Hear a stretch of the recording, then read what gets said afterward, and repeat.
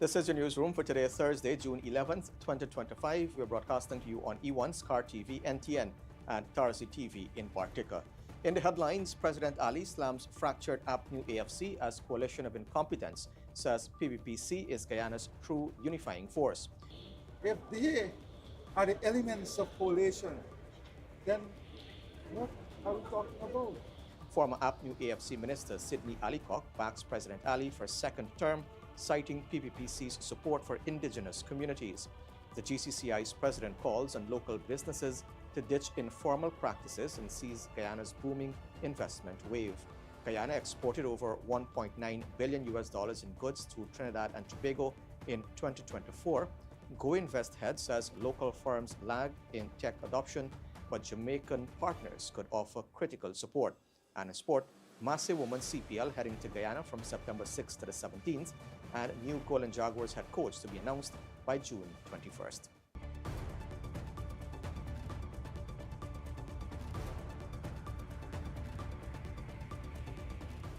With the news, I am Avinash Ramzan. Thanks for joining us. We start off by telling you that as internal fractures continue to deepen within Guyana's main opposition coalition ahead of the upcoming September 1st general and regional elections, President Irfaan Ali has weighed in on the developments, dismissing the APNU+AFC as a coalition of incompetence and undemocratic forces unfit to lead the country. Speaking on Wednesday at the sidelines of the launch of Orange Duke Marine Services, the president offered a scathing critique of the opposition's failure to unite, citing both past actions and current disarray. If you have the same people who try to rig an election, the same individual who claim that 32 is greater than 33, the same persons who try to steal the will of the people, the same persons who destroyed the economy for 5 years, who sent home sugar workers, who almost shut the rice industry, sent home thousands of bauxite workers, took back the because repair grant, who led our country into disaster. If they are the elements of coalition, then what are we talking about? A coalition of incompetence? A coalition of undemocratic forces? And then look at the narrative that some of these colators are speaking about. They're speaking about hate, division, racism. They are stuck in the past. They are not part of collating the future of Guyana. They cannot translate what is happening in our country into what is required for the future. So first of all, what we have here is a run for power. Now that's their business. I'm not going to spend too much energy on their business. But let us understand philosophically what is happening here. I see the PVP as a unifying force. The PVP as that entity. Articulate a clear strategy, a clear vision, articulate clear policies and programs that the people of Guyana want to see, that will allow the people of Guyana to grow, that will allow the people of Guyana to have a prosperous life and that will lead towards prosperity. So I see it once, and this is what the people are seeing, and there's only one place that the PP said it can go when the people are responding this way, and when that is what is gravitating people to the PPP, and that is to go again in government. Now, respected Indigenous leader and former Vice President Sydney Allicock has publicly endorsed President Irfaan Ali and the ruling People's Progressive Party Civic for a second term in office.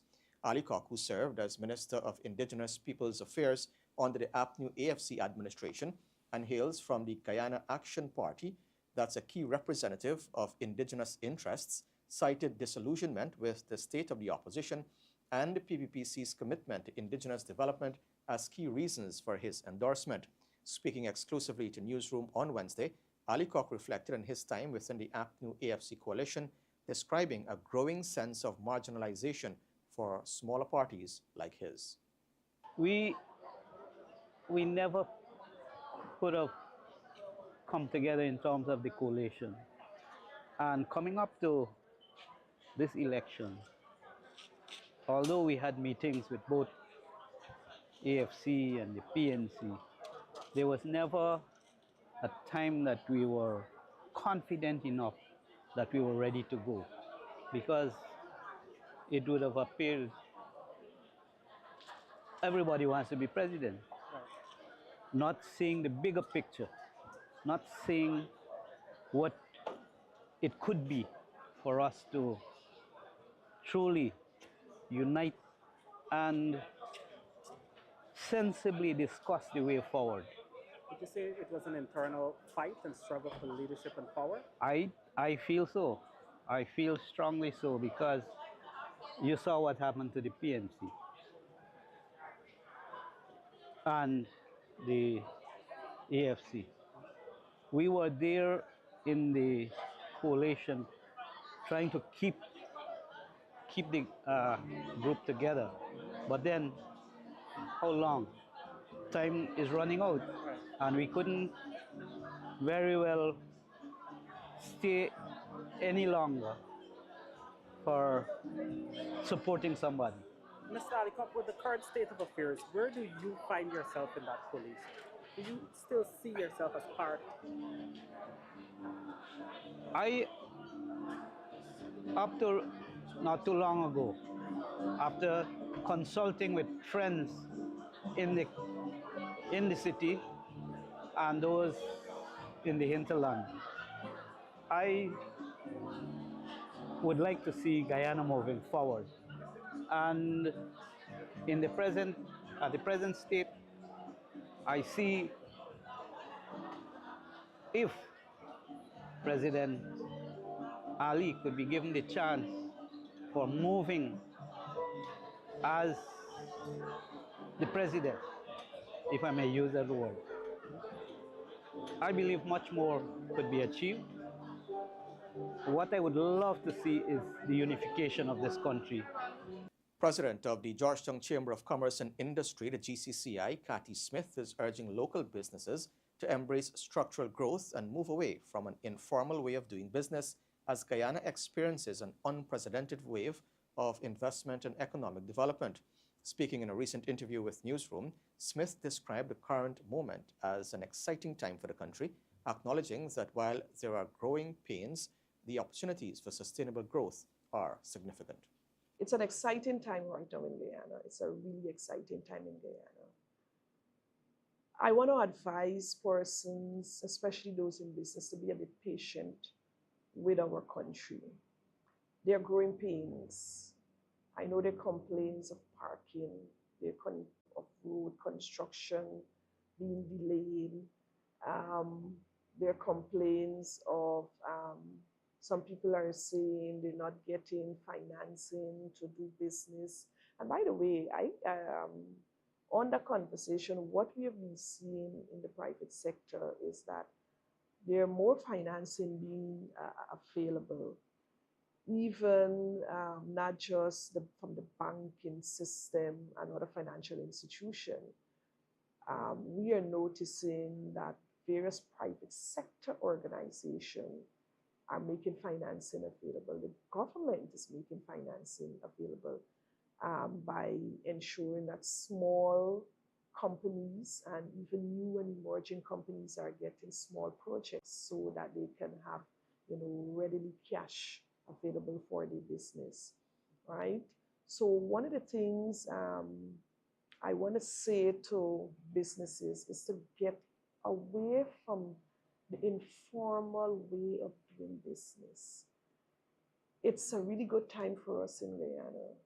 There's a lot of investment taking place locally, and foreign investors are coming into this country.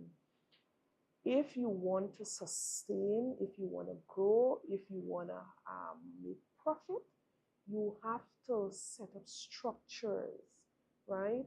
We are still seeing people are getting contracts, but their business is still at home. Their business is on their cell phone. Their business is at their dinner table. If you want to last in this business sector, you gotta find ways to sustain yourself. Create a structure, find a location, collaborate with somebody, If rent is a bit expensive for you to go at it alone, find another small business and do that. Because I'm saying to business owners too that being in business is not just to support yourself and family only. You have a duty to community and to country. And to community by ensuring that you employ people, by ensuring that you support the enhancement of your community. And once we do that, our country can grow, right? So there are a few things I want Guyanese businesses to start looking at, and just they gotta be strong in their structure, because if they don't, we're gonna miss out on this thing. Because if you want financial institution to invest in you, they want to know that they can trust you. And how can they trust you? By finding that you have a system, by seeing that there's a structure, right? That that they can do that. Meanwhile, Guyana exported more than $1.9 billion in goods into neighboring Trinidad and Tobago in 2024. President of the Trinidad and Tobago Manufacturers Association, Dale Parson, disclosed this during a recent trade mission which saw over 27 companies from Guyana, Suriname, and the Twin Islands engaged in meaningful business training. According to Parson, given the existing opportunities in Guyana, there is a massive gap between the amounts of goods exported from Guyana when compared to imports that must be addressed. Guyana exports over $1.9 billion worth of products into Trinidad, and Trinidad exports $0.6 billion to Guyana. With the growing opportunities in Guyana, there's a huge gap that needs to be filled, as Mr. Durga said, out of demand because of the fast-growing economy, and it's an opportunity for all of the manufacturers here to take advantage of that. This is a really important market. It's growing. There's a huge demand here, and I hope that everyone can take full advantage of this. I hope that you all can conclude meaningful business relationships with this trade mission. There is a huge opportunity here. We tell you now that Dr. Peter Ramsarup, Guyana's Chief Investment Officer, believes that the local private sector has been slow to adopt technology solutions, and as such, foreign partners may be well positioned to provide much needed support. Ramsarup, who heads the Guyana Office for Investment, Go Invest, made the remarks during an information exchange hosted at the Marriott Hotel in Kingston, Georgetown, for a visiting Jamaican export and investment business mission. The revolution of what is changing. When you think of ICT, and when you came into the airport, you would have seen the difference already in our automating, digitization of across the board, government services. We have the former president of GCCI who owns a technology company in your midst. But we are looking for large partners. We're automating the healthcare system right now. E-government is on the move. But what is missing, and I know the private sector is here, is a lot of our private sector companies are behind on the technology side. And, cyber security, a lot of areas. So don't just look at work in the government sector.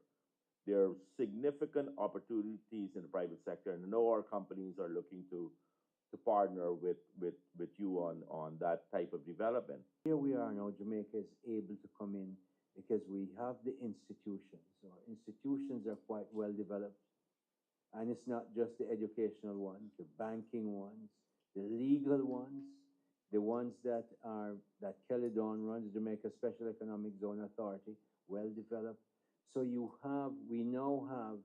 we have things, we don't have the money Guyana has. And unless we were to find oil, we're probably not going to be there, or we create, all of you ICT guys come up with something that really take on NDVA. Well, that's the way you're going to get that kind of wealth. But we can be wealthy and comfortable.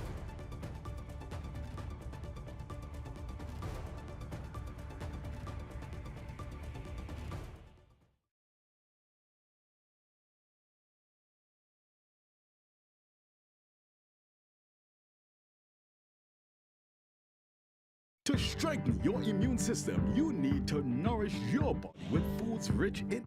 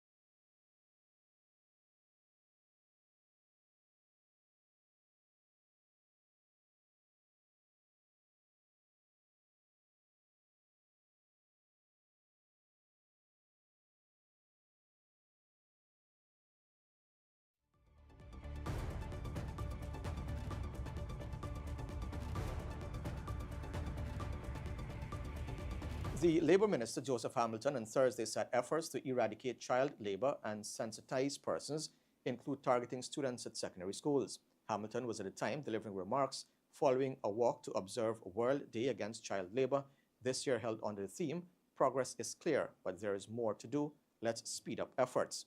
Hamilton, during his remarks at the Ministry of Labour's Brigham Georgetown office, reiterated the government's commitment to eradicating child labour.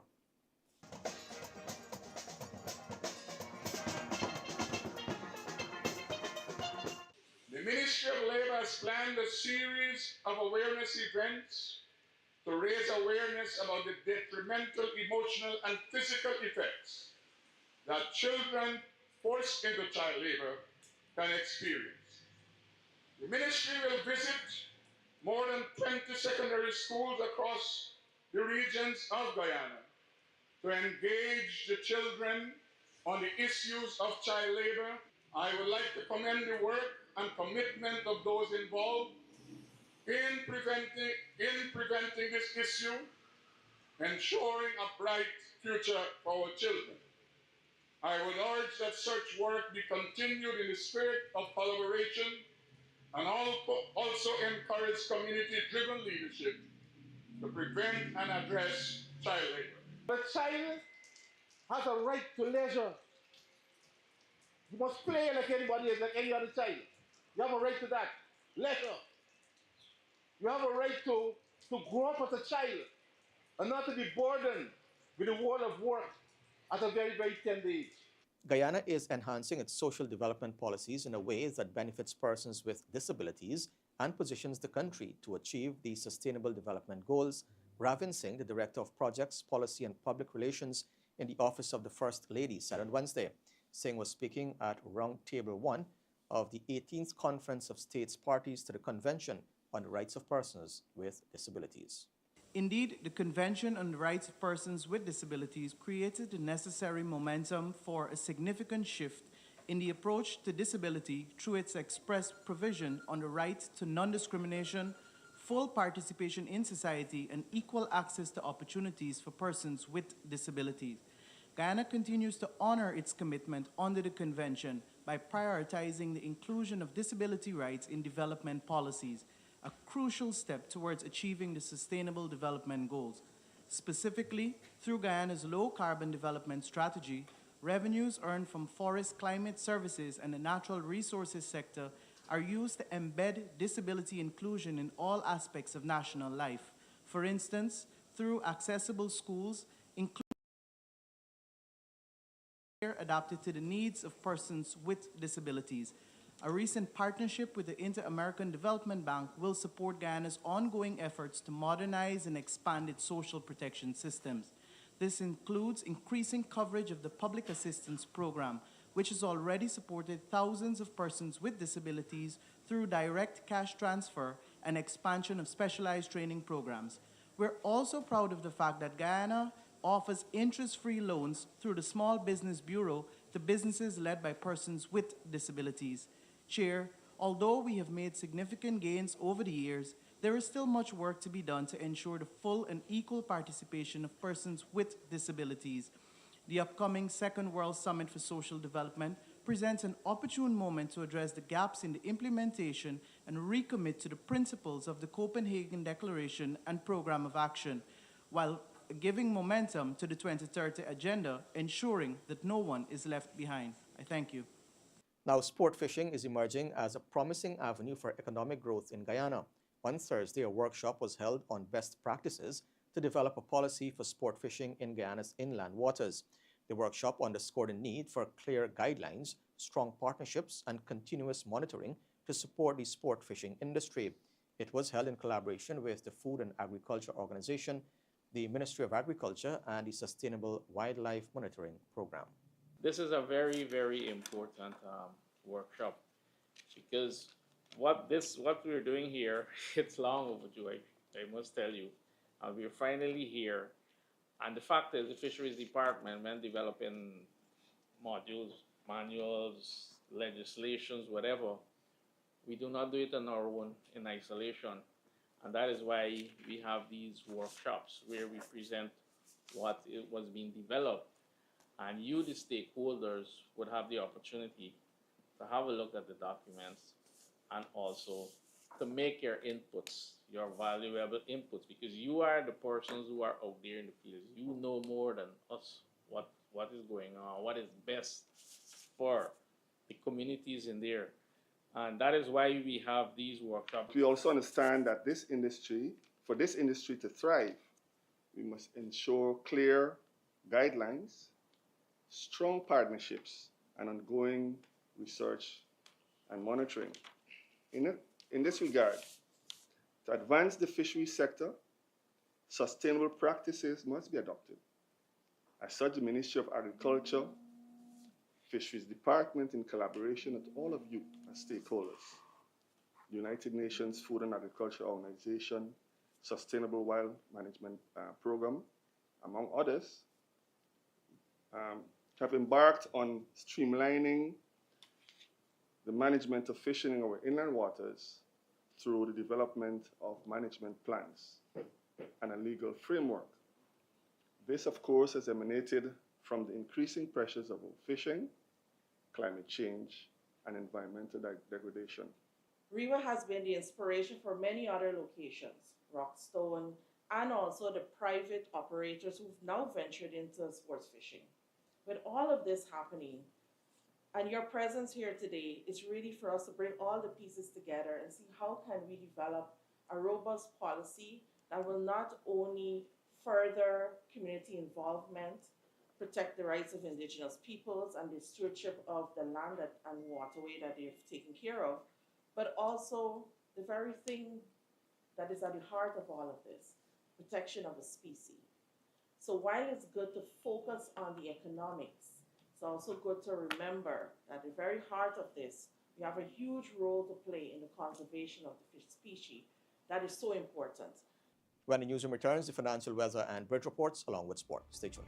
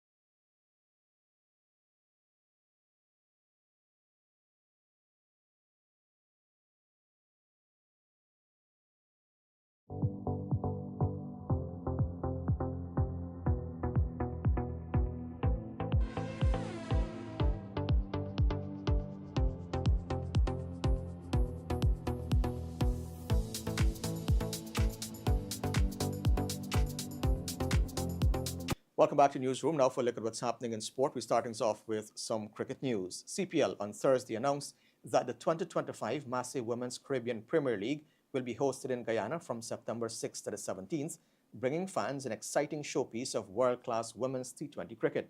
The tournament will feature 3 teams, the Barbados Royals, Guyana Amazon Warriors, and Trinidad Tobago Knight Riders, who will battle it out over 6 group stage matches, culminating in a thrilling final on September 17th. All fixtures are scheduled to be held at the Guyana National Stadium Providence, a venue renowned for its electric atmosphere and passionate support. The Barbados Royals, defending champions for 2 consecutive years in 2023 and 2024, will aim for a historic 3rd title, while the Warriors and the Knight Riders will seek to dethrone them and claim the crown. Adding further excitement, the WCPL matches will be played as doubleheaders alongside games from the Republic Bank Men's Caribbean Premier League. This unique format provides fans with unparalleled access to both men's and women's elite T20 cricket in a single outing, doubling the action and delivering even greater value for spectators. Chris Derring, the Chief Executive Officer of Cricket West Indies, highlighted the growing stature of the tournament. He said, and I quote, "Women's cricket continues to grow year on year, and the WCPL is a hugely important part of our cricketing calendar.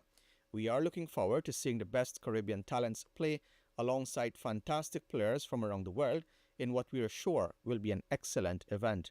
End quote. Pete Russell, the Chief Executive Officer of the Caribbean Premier League, emphasized the significance of this year's edition of the Women's CPL. He said, and I quote, "We are incredibly proud to continue building on the success of the WCPL as we head into the 2025 tournament. Each year, the competition grows stronger, and we are committed to providing a platform that showcases the exceptional talent within women's cricket across the region and beyond." End quote. CPL said the tournament is not only a celebration of top-tier women's cricket, but also an opportunity to inspire the next generation of cricketers across the Caribbean. With local and international stars on display, CPL added that fans will witness unforgettable moments, emerging talents, and a renewed commitment to gender equity in the sport. The opening T20 international between West Indies and Ireland was abandoned without a ball bowled on Thursday, owing to persistent rainfall in Brady. West Indies were aiming to start the series on a winning note and reverse their T20 fortunes, having lost 3-0 just a few days ago to England. It was their 4th consecutive T20 series defeat over the last 8 months. Weather permitting, the remaining 2 games will be played at the same venue on Saturday and Sunday, both starting at 10 hours Guyana time. West Indies women took an early lead in the 3-match ODI series against South Africa, winning a rain-affected contest at the Cavell campus in Barbados on Wednesday. Karishma Ramharak and Alia Alain took 2 wickets each, as South Africa posted 232 for 9 from the 50 overs, with opener Tasmin Brits making 57 and Nadine de Klerk 42. West Indies had an opening partnership of 88 between Hayley Matthews and Kiana Joseph, after which a rain interruption revised the target to 180 from 34 overs. West Indies got home with 2 overs to spare, winning by 4 wickets, with Joseph hitting 60 off 58, Matthews making 40 off 44, and Stephanie Taylor sealing the victory with an unbeaten 30. After the game, the coach Shane Dietz praised the West Indies players, who came into the series on the back of a 6-match losing streak to host England across the white ball formats. Coach, good win today. Some interruptions with the weather, but nonetheless, we were able to pull it off. Some great performances all down the line. Sum it up for me in your own words. Yeah, great to bounce back after a really tough tour in England. But we kept our spirits up. We were trying to take all the positives out of that tour because it was pretty hard, pretty long. But it's good to be home, playing in front of our home crowd. We had a good session and a good meeting yesterday. So the girls were really fired up. And also they batted quite well in the power play. For the girls to fight hard and bring that back and pull the score back to a score we could chase was great. And then obviously the 2 openers went out and destroyed it in the power play, got 70 in the power play, played with introduce and play. So that was brilliant. Kiana led the way there. And then obviously Stefani and Glasgow really finished it off at the end there. And great little birthday present for Stefani on her birthday. Talk to me about Kiana Joseph in the T20s in England. She wasn't really finding her mark, but then in the ODI, she really came alive and she's brought that form back to the Caribbean. a quick word on Guyana. Yeah, well, obviously, when you start, you new to cricket, opposition teams can't work you out. And England had really good plans for her in the T20. So we had to sit down and work out how she can combat that. And now we had a lot of sessions, a lot of hard work on her technique and getting her in better positions to combat how they were trying to bowl to her. And she fought back hard, and that shows a lot of mental toughness as well. And she played really well in England and brought that form here. And played great in the nets yesterday, and she was in good form. So good pitch for her to bat on. She would have put on a great display today. Finally, second ODI on Saturday. How's the team going to prepare? Things that you're going to work on for then? Yeah, obviously, South Africa are a really good team. They're going to bounce back hard and try to come back. But it's a great chance to win a series in 2 games in front of our home crowd here. So hopefully get a lot of people down here on Saturday. Should be a brilliant day. We're going to come out firing and definitely going to put everything in to try to win the game. Hopefully we wrap up the series on Saturday. It would be a great result. And Cricket West Indies on Thursday announced the region's participation in a historic 3-match T20 international series against Nepal, the first ever bilateral series between the two teams. It marks a significant milestone in the ongoing mission to grow and globalize the game of cricket. Taking place in Sharjah, United Arab Emirates on September 27th, 28th and 30th, the series is being hosted by the Cricket Association of Nepal and represents a landmark opportunity for the country as it gears up for the Asia qualifier of the ICC Men's T20 World Cup later this year. For Cricket West Indies, the engagement reflects its strong commitment to supporting development of cricket in emerging nations and fostering meaningful partnerships with fellow cricketing boards worldwide. Now, Australia suffered a dramatic second innings batting collapse to leave the World Test Championship final hanging in the balance after another topsy-turvy day dominated by the bowlers at Lords. South Africa had resumed their first innings on 43 for 4 and managed to reach 121 for 5 by the lunch break, with skipper Temba Bavuma, who made 36, the only wicket to fall in the morning. But the relative serenity of those first couple of hours gave way to unbridled chaos as 13 wickets fell across the next 2 sessions. The Australian captain Pat Cummins claimed 6 for 28 to play the leading role after lunch, with the last 5 South African wickets falling for just 12 runs. David Benningham top scored for the Proteas with 45, one of 4 players in their side who made it to double figures in their total of 138. Marnus Labuschagne and Steve Smith were the only Australian batters in the top 6 to make double figures as South Africa's attack turned up the heat. Lungi Ngidi and Kagiso Rabada picked up 3 wickets each, while Marco Jansen and Rian Mulder also claimed 1. Australian wicketkeeper Alex Carey had counter-attacked it with 43 off 50, but it felt a huge moment in the context of the match when he was trapped leg before by Rabada late on. Mitchell Starc and Josh Hazlewood then survived a nervous couple of overs before stumps to leave Australia on 144 for 8 at the close, an overall lead of 218 with 3 days remaining. Some football news now to wrap up sport. The person entrusted with heading Guyana's senior national men's football program will be known by June 21st, according to President of the Guyana Football Federation, Wayne Ford.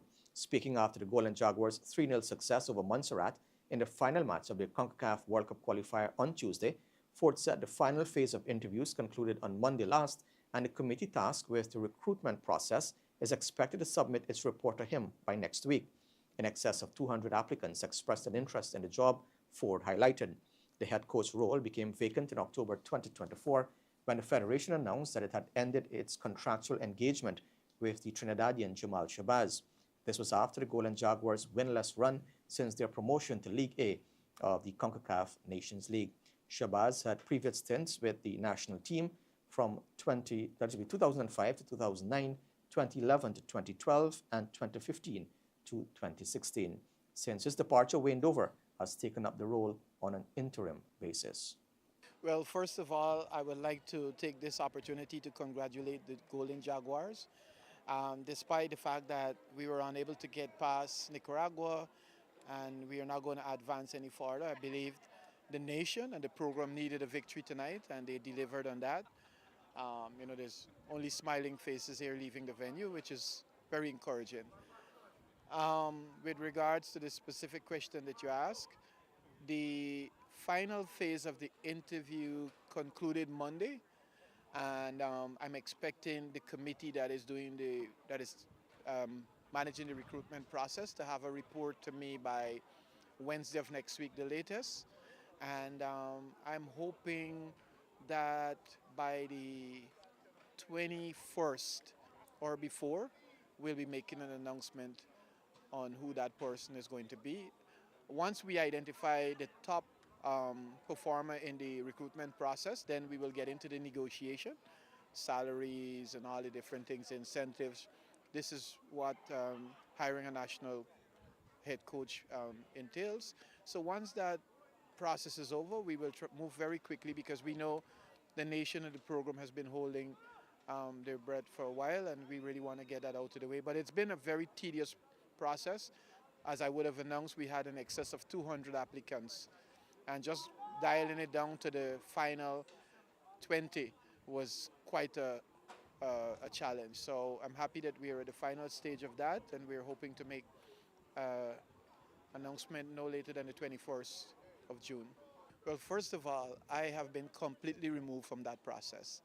I am not involved in the recruitment process. The recruitment process is being chaired by a member of the council, and there are other key individuals from our stakeholder community that we've put together to do the recruitment. I will receive a recommendation from them, and I will consider that recommendation, but at the same time it will be discussed at the council level before a final decision is taken. So, of course, I had a chance to look at the shortlisted resumes. I was briefed at the end of most of the interviews, but I haven't been hands-on in the process, which is for all the right reasons. And with that, we've come to the end of the news for this evening. Of course, you can find updates on these and other stories on our website, newsroom.gy, and all social media platforms. On behalf of the entire news team, I am Avinash Ramzan. Thanks for watching. Be safe. See you next time.